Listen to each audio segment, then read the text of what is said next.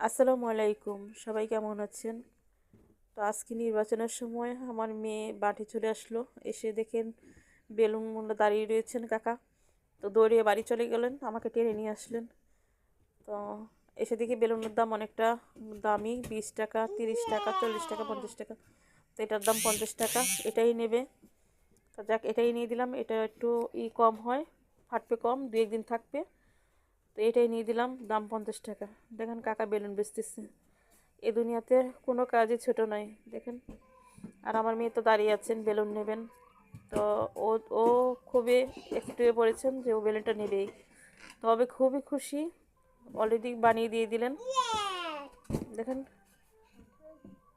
আবার দেখাচ্ছে, আমি বলেছি একটু দেখাও, তো দেখাচ্ছে। অনেকটা খুশি, অনেক খুশি, অনেক। তো বাচ্চাদের থেকে টাকাটা বড় কথা নয়, সবচেয়ে খুশির মূল্য হচ্ছে সন্তান খুশি থাকলে মা খুশি। দেখেন,